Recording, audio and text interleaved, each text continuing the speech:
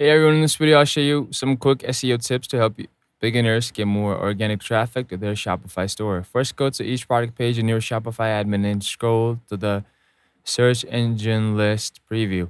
Edit your page's title and meta descriptions with keywords people actually search for and keep them clear and compelling. Next, make sure each product has a unique description with your main keywords. Avoid using the same text as other sites or suppliers for your images and add descriptive alt text so search engines understand what they show. Create a blog in your Shopify store to post helpful articles about your niche, which can bring in visitors searching for related topics. Finally, submit your sitemap to Google Search Console so Google can index your site faster. You can find your sitemap at yourstore.com/sitemap.xml. That's it. With these steps, your Shopify store will be more search engine friendly and easier for customers to find. Thanks for watching. Like, comment, and subscribe for more quick Shopify tips.